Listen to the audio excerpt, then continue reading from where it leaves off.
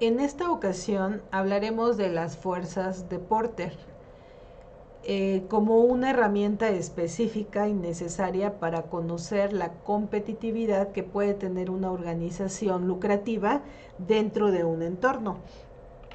En realidad las fuerzas de Porter tienen que ver con las posibilidades de conocer todo lo que sucede en nuestro entorno y cómo pueden impactar a la organización en todos los sentidos.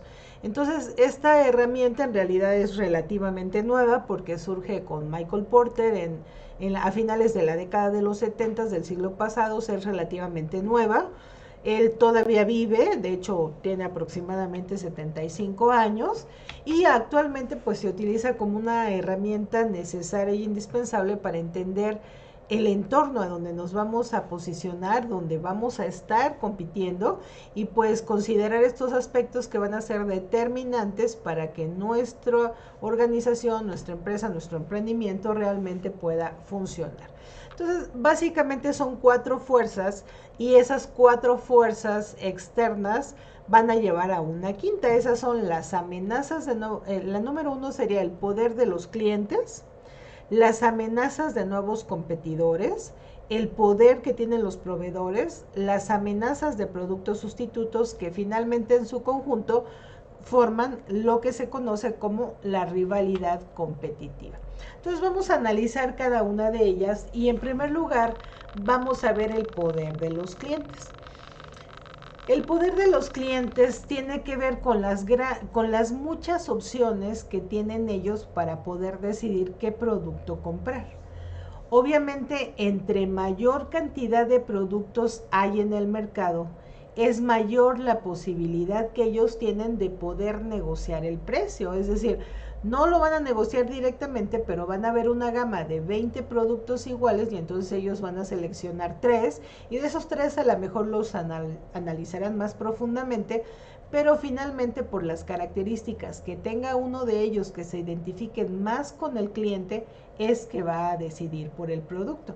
A veces es el precio, a veces es la calidad, a veces es el nombre que tenga la marca. O sea, pueden haber diferentes alternativas de decisión. No siempre la decisión es el precio. Muchas empresas compiten por dar el mejor precio, pero el cliente no siempre toma la decisión de consumo porque es el precio más bajo. De hecho, puede ser incluso contraproducente porque el cliente puede pensar que el precio es tan bajo, entonces el producto no sirve.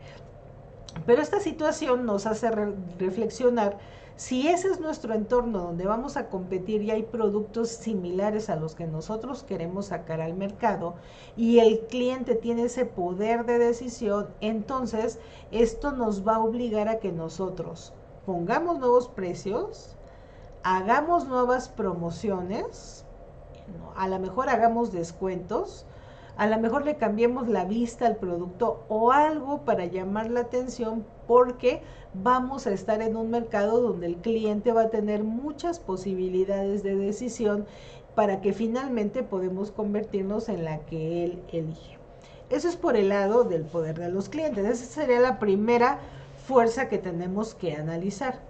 Después de esa fuerza vienen las amenazas de nuevos competidores. Eso significa que hay otras empresas que quieren ser como nosotros, es decir, esto visto desde la empresa, que seguramente porque la materia prima que requerimos está muy accesible o porque de repente a lo mejor producimos algún tipo de prendas que la materia prima es muy accesible o de repente no es accesible, pero de repente vemos nuevos colores o de repente, en fin, o sea, alternativas que hacen que otras personas, organizaciones piensen como nosotros en vender y hacer lo mismo que nosotros hacemos. Entonces, aparecen en el mercado y entonces el número de oferentes ahora aumenta muchísimo. Es decir, ahora estamos analizándolo desde el punto de vista del oferente. Entonces, aquel oferente pues ya no es único porque como las posibilidades de mercado están súper abiertas, entonces de repente pues podemos competir en un entorno donde va a haber muchos que producen lo mismo que nosotros. en una lógica como esas, o sea, es importante conocer claramente a los competidores, sobre todo si nosotros estamos ahí posicionados, y pensar en alternativas que nos puedan diferenciar de los otros para que nos podamos posicionar en un mercado y que esa cuota de mercado que a lo mejor, no sé, es del 100% porque hay 10 empresas y yo voy a ser la número 11, pues pueda empezar a tener una participación en ese mercado y bueno, incluso al conocer el sector, pues pueda realizar acciones contra eso. Y aquí pues habrá que ver desde qué punto de vista se nos propone esta situación. Obviamente aquí como herramienta de Porter nos está indicando que hay que entender a los nuevos competidores, entender que entran al mercado, entender que van a ser con los que nosotros vamos a competir y por los que vamos a luchar por una cuota de mercado, pero al mismo tiempo eso nos debe hacer pensar qué podemos hacer para que la gente nos vea diferente a ellos. Eso por un lado. Hay otras herramientas, otras teorías, otras propuestas que nos hablan de ser totalmente diferentes. O sea, ni siquiera pienses ni te imagines lo que hacen los demás. O sea, si tú quieres entrar a un mercado, piensa que tu producto sea totalmente diferente, al extremo. Que a lo mejor si es un carro, que el carro, por decirles algo, no tenga llantas, o si vamos a utilizar no sé, una licuadora, que la licuadora no tenga motor. Cómo desarrollar esos productos que son impensables para que se vuelvan pensables, para que se vuelvan reales. Y una vez reales podamos ser únicos en un mercado donde realmente no vamos a tener competidores, porque todos los demás competidores están pensando en un entorno donde todos son iguales. De cualquier manera, pensar en esos competidores, ya sea que los analicemos muy de cerca o que se prefiera verlos de lejos, en ambos casos hay que hacerle frente a partir de conocer el mercado en el que estamos. Eso por un lado. Por otro lado, está el poder que tienen los proveedores. Aquí los proveedores son los que nos venden la materia prima que nosotros requerimos o son los que nos surten los productos ya terminados. Si yo soy una empresa que a lo mejor soy del primer sector, entonces de repente a lo mejor tengo un campo de cultivo de algodón, pues a lo mejor estoy teniendo problemas con las semillas de algodón que me surten, porque de repente a lo mejor las que me llegaron el año pasado pues no han salido muy buenas, estoy buscando alternativas en nuevos proveedores, estoy batallando con esa parte si soy del sector primario. Pero vamos a pensar que soy del sector secundario. Ya compramos el algodón procesado, compramos la tela, nosotros la transformamos y hacemos a lo mejor blancos, ¿no? O sea, sábanas, todo lo que es para casa. Vamos a pensar que ese fuera el caso. Pero si de repente hay restricciones en la entrada de telas que vengan del extranjero, vamos a pensar que vinieran de Oriente.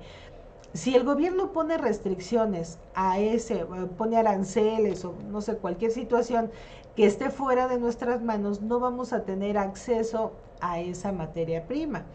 Y esa materia prima, la poca que entre, entonces se va a disparar en el precio. Nosotros tendremos que decidir si la compramos, si no la compramos, o si en vez de algodón utilizamos, a lo mejor empezamos a utilizar otros sintéticos, o qué alternativas tenemos para poder enfrentar un mercado donde la materia prima, los proveedores que nos las están surtiendo, pues estamos teniendo problemas en ese sentido. Entonces, obviamente aquí pues los pedidos, los recursos, los precios generan un mercado pues mucho más atrayente cuando los proveedores hay muchos, pero cuando esto no sucede pues es a lo contrario. Entonces, pocos proveedores no pueden ofrecer un nivel adecuado a lo que el mercado demanda y entonces pues tendremos que luchar nosotros por esa materia prima que requerimos para pues no parar nuestro proceso productivo.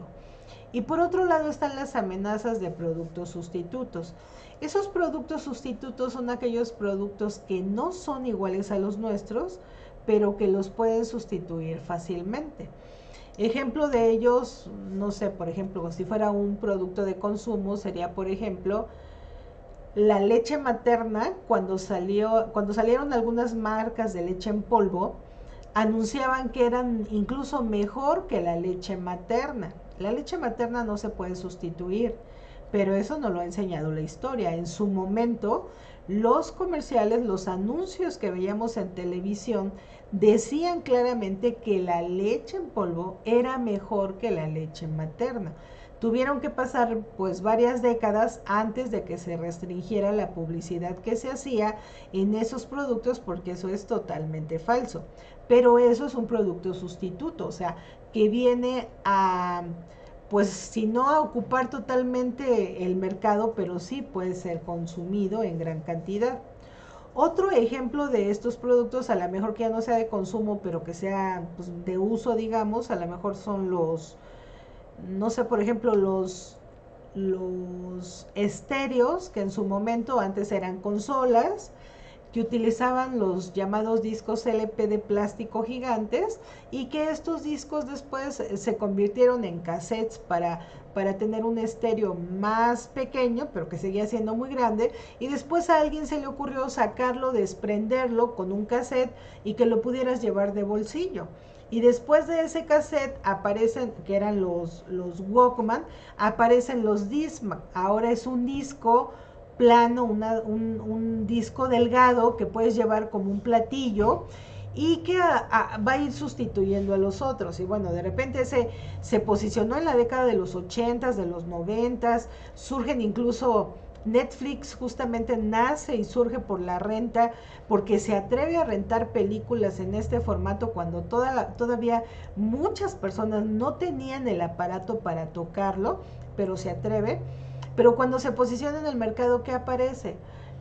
Los MP3, que ahora nos podían caber ahí miles de canciones y que fueron evolucionando hasta hoy en día, ni siquiera ya ser un producto real, sino un producto que es una aplicación.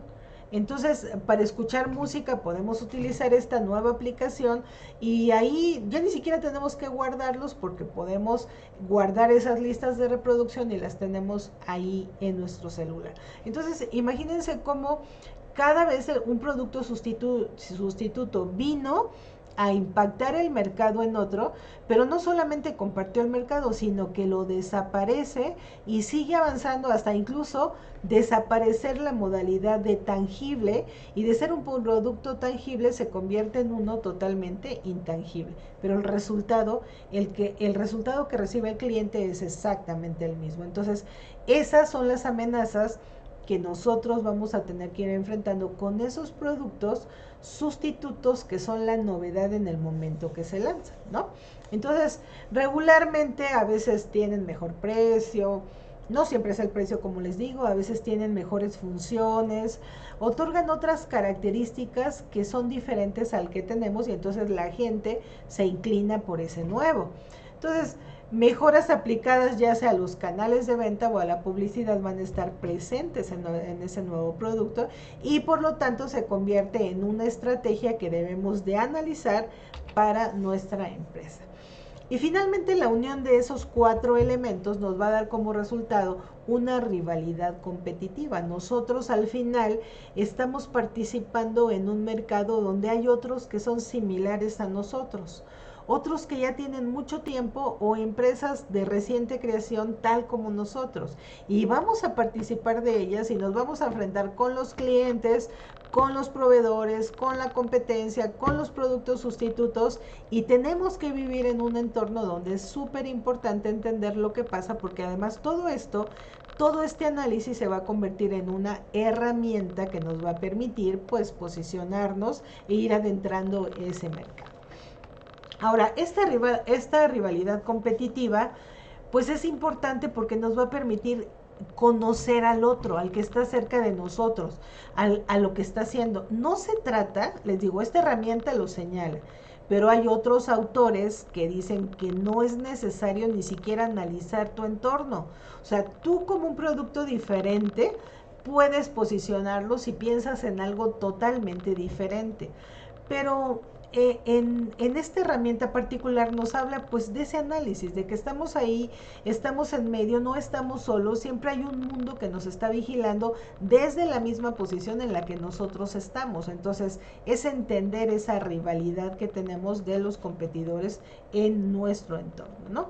Obviamente aunque seas un productor nuevo, aunque des un servicio nuevo, pues tu calidad, tu responsabilidad, tu eficiencia, tu diferenciación, todos esos elementos van a hacer que vayas pues alcanzando una cuota de mercado cada vez mayor hasta que te puedas destacar de los otros competidores, ¿no? Entonces, el mercado, pues entre más competencia haya, pues para alguien que inicia, pues es menos atrayente. Pero hoy en día los sectores están tan invadidos de competidores que es difícil entrar a uno a donde nadie haya más competidores. Pero además, aunque ustedes lo crean, aunque haya uno solo, aunque sea el que tiene el producto de última generación y sea diferente a todos y todo el mundo lo compre, en un poco tiempo, en muy poco tiempo, otros van a empezar a tratar de superarlo y entonces estamos siempre en esta rivalidad competitiva. Entonces, la empresa tiene un entorno y ese entorno pues es analizar lo que está el sector en el que yo estoy, los proveedores que pueden surtirme, los clientes que me pueden comprar, pero no solamente eso impacta a la empresa, también hay otros elementos que tienen o que van más allá, como es el entorno que va, el entorno económico, por ejemplo, es que hay una devaluación en Estados Unidos y por lo tanto nosotros que vendemos gran cantidad de nuestras exportaciones al extranjero y que se nos compran en ese país, pues seguramente nos vamos a ver disminuidos en la compra y eso va a hacer que las empresas no produzcan tanto porque no les van a comprar y que seguramente despidan a las personas y haya menos poder adquisitivo en general. O lo que vivimos recientemente, el caso de la pandemia, una situación inesperada del sector salud que va a impactar a todos los sectores en una gran medida, que incluso a muchas empresas las va a hacer desaparecer, pero muchas otras que siempre van a estar observando qué hacer y cómo hacerlo, seguramente van a poder salir adelante ante estos embates que se presentan. Simplemente el tema de lo digital, por ejemplo, las videoconferencias o esto mismo que nosotros ahora hacemos al grabar las clases, anterior a la pandemia no lo hacíamos. Sin embargo, la pandemia nos obligó a entender qué es lo que está sucediendo y qué otras alternativas podemos hacer para sobrevivir a un mercado que se está transformando día a día por cuestiones tecnológicas, por cuestiones digitales, porque hay grandes avances en esta materia y porque al final vivimos en la era del conocimiento, pero ante un embate, ante una crisis social como la que vivimos o de salud, que bueno, empieza en la salud, pero luego se vuelve una crisis económica y luego se vuelve una crisis social, o sea, ante todo este entorno, ¿cómo actuar para nosotros como empresa poder seguir adelante? O sea, eso es la era del conocimiento, pero todos lo saben. Nosotros de repente, o yo productor de ropa, o yo persona que de repente me quiero dedicar a hacer vestidos de 15 años, no lo sé. No estoy enterada de ese entorno de que estamos en una era de transformación del conocimiento, que lo que ahorita aprendes, pues en 10 años ni siquiera vamos a saber si nos sirva.